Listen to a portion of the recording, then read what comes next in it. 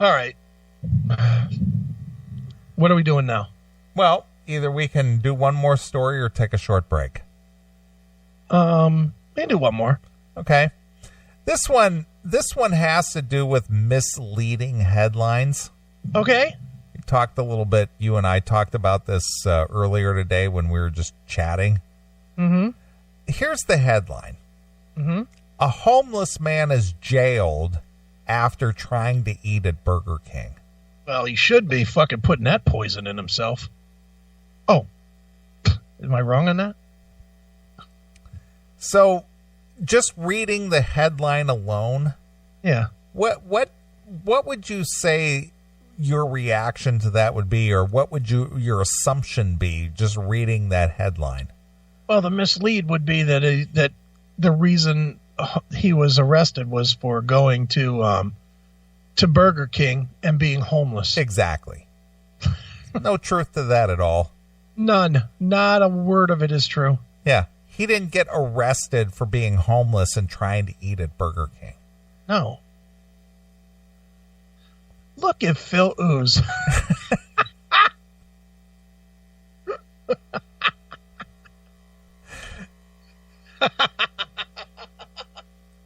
He used the Nintendo font. That's fucking hysterical. Right.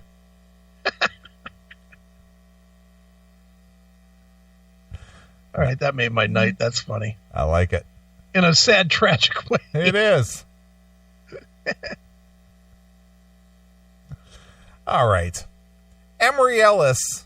Now get this. They have to point this part out.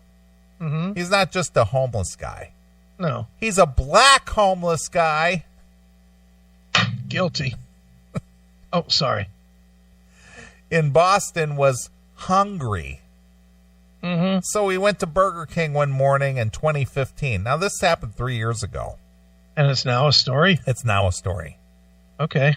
But instead of breakfast, Ellis got a ride to the police station and more than 3 months in jail after he was wrongfully accused of using counterfeit cash, he says. He was wrong. He was wrongfully accused, or he's saying he was wrongfully accused? Well, he says he was wrongfully accused. Okay. According to the story. Sure. Now, Ellis is suing the fast food giant and the franchise for nearly $1 million. Oh, he's entitled to it. Saying he was discriminated against because of his appearance. He should get every penny. The lawsuit comes on the heels of a recent case of police being called on black people that have sparked uproars and claims of racial profiling. I hate these stories. Ellis' attorney said the cashier likely wouldn't have questioned if the money was real if a white man in a suit handed him the same bill. Now, how do you come up with that evaluation? I don't know the answer. If the dollar was fucking pink, I don't care who it was that fucking handed it to him. If it clearly, whatever was wrong with this $10 bill or 20 or whatever it was obvious enough that they fucking questioned it. And they would do that with anybody. Enough with this horseshit making up fucking racial bullshit. Enough. Even if he did, the cashier probably would have apologized and said he couldn't accepted that cash instead of calling the police. Mm-hmm. Hey, we can't take that. You got some other kind of bill in there? Oh, you're a black guy? I'm calling the police. Yeah. So stand right here. Where's my zip ties? Yeah. A person like me would have gotten an apology, but a person like Emery somehow finds his way in handcuffs for trying to pay for his breakfast with real money, said Dreschler, who's white. Yeah. A Burger King Corporation spokesperson said the company does not tolerate discrimination of any kind, but cannot comment on this specific case. Mm-hmm. The company said that the franchisee is responsible for employee training and handling legal matters about the location. Two Guys Foods Incorporated, the franchisee, did not immediately return the phone message on Wednesday. A number for the cashier, who's also named in the complaint, couldn't be found in public records, and it was immediately clear if he has a lawyer. Right. I'm sure he does. Ellis's lawsuit, which was first reported by Digital Legal Service News Law 360, was filed this week in Suffolk Superior Court. He's seeking $950,000. And what's he going to get? $20 in gift certificates? Ellis was arrested in November of 2015 and charged with forgery of a banknote. Nice. His arrest triggered a probation violation, so he basically had an outstanding warrant. Yeah. And was held without bail until his final probation violation hearing, according to the suit. So basically, this guy was wanted anyway. And then when he was arrested, they were just like, oh, hey, we've been looking for you. You got a warrant out for your arrest. Yeah, sorry, dude. So he did not get arrested as a homeless person for trying to eat at Burger King. Yeah. He got arrested because, number one, it was suspicion that he was passing counterfeit bills, and number two, he had a warrant out for his arrest. Yeah, well, you know. What paper put this news out? Who was this through? I'm looking here real quick. Washington Post? Associated Press. Associated Press. Associated Nice. Press. That's nice. Unreal. Ellis was arrested, blah, blah, blah. He wasn't released from jail until February of 2016 when prosecutors dropped the forgery charges. Okay. Ellis, 37, never got his money back, the lawsuit says. My goodness. Nobody deserves to be treated this way that Emery was treated. Dreschler said, what, for serving his time for a warrant? Yeah, man! He didn't serve time for a counterfeit bill. He served time for the warrant that was out for his arrest. He wouldn't have been caught. Next thing you're going to tell me is the Border Patrol can't go 600 miles from the border and arrest you. Right. Sorry. The lawsuit comes weeks after the arrest of two black men at a Philadelphia Starbucks and other cases that have shined a spotlight on minority interactions with law enforcement. Starbucks says its employees will receive racial bias training after an employee called the police on a black man because he didn't buy anything. And at Yale University earlier this month, a white student called the campus police about a black graduate student had fallen asleep while working on a paper in a common area. Yeah. Dude, what do you think of, is this Starbucks that you heard about the whole Starbucks? Yes, of course I did. Now everybody can just hang there and you don't have to fucking buy anything? Yeah, more or less. How long until they're fucking just a disaster? Not long. 6 months? Yeah, it won't take long. Every scumbag is going to be in Starbucks. Yeah, now, you're gonna go to the 24-hour Starbucks and you're gonna have homeless people sleeping in there. Of course. And nobody's going to be buying shit. People are. It's gonna become a slum. It is. Instead of, I mean, look, I fucking despise Starbucks, and not because the room is bad or anything. I just think their coffee sucks really badly. I'm not a fan of their coffee. But that being said, having a $5 cup of coffee keeps the riffraff out of there. Well, it's not only the riffraff, but it's not only Starbucks. It's a lot of establishments that have like a sign or some kind of rule that says restrooms are for customers only. Sure.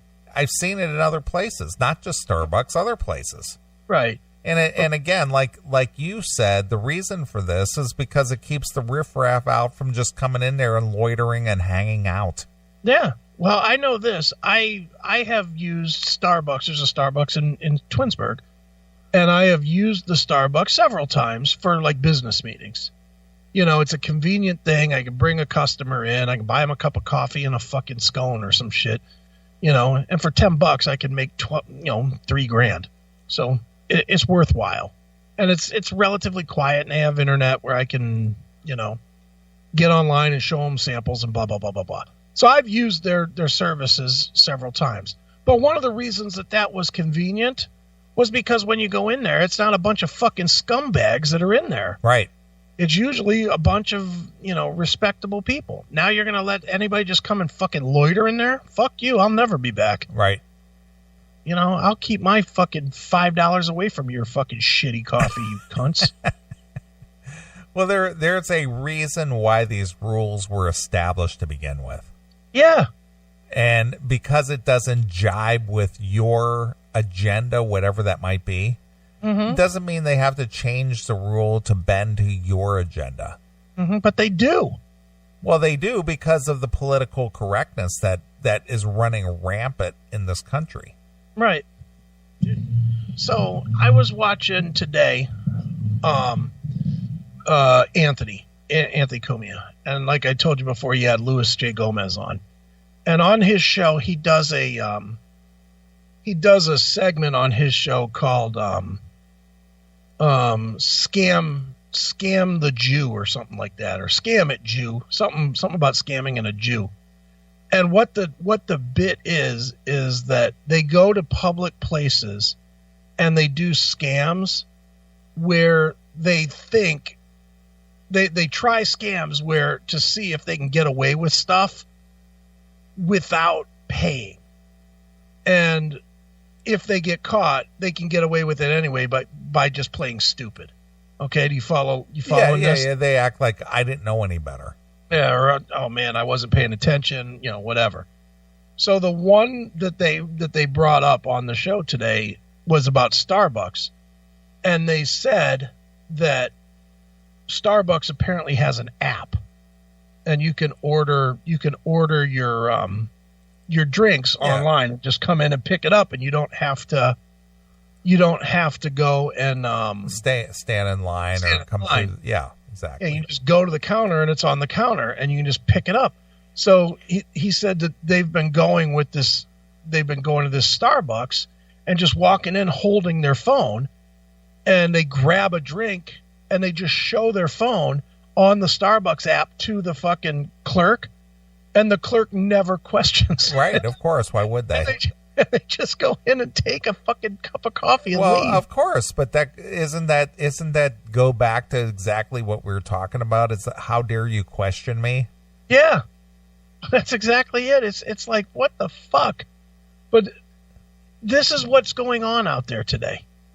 Shit like this everywhere. And now you're going to make this place even less organized and less proper and less cool by letting any old piece of shit fucking hang out in there?